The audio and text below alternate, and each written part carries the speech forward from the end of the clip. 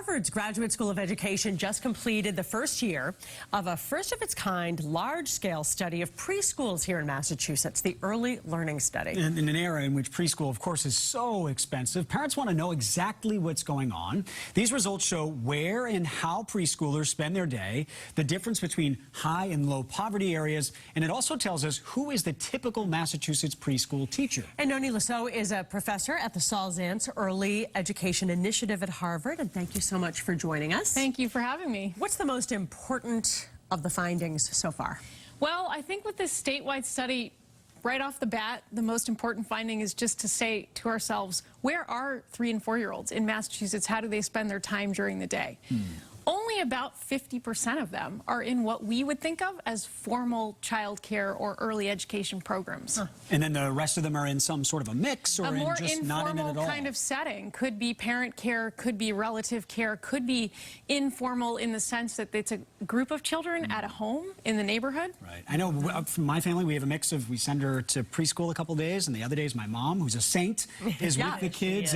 And people want to know, it's so expensive when they do go to preschool. Yeah. They want to know and have a clear picture of whether or not their kids' preschool is up to par. What are some things they should be looking for? Well, you know, we tend to think about looking, obviously, at curriculum. Do they have a plan? What are the daily routines like? What's the teacher turnover like? That's usually an indicator of quality. How long people stay? What kind of opportunities does the director afford for their staff?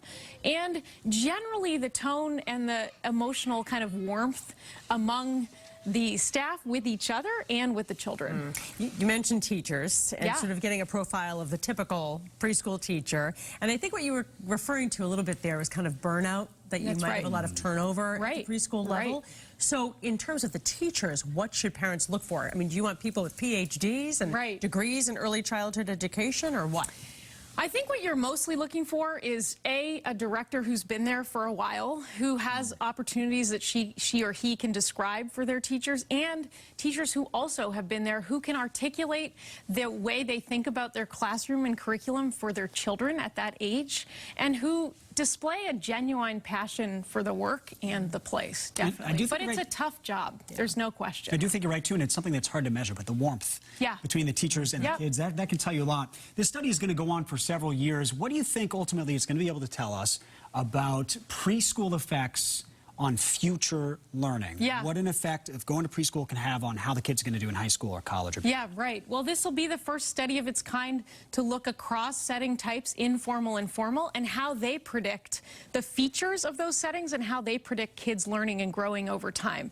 I think certainly based on some of the data we already have, we will see some effects. We have never looked systematically and across a state, across all income levels, language, culture, etc. So we want to look carefully and think about those active ingredients that we might scale. Nonie Lesaux of the Harvard Graduate School of Education, thank you so much for coming in. Thank you so much. And we have got a lot of snow coming down tonight, turning to rain.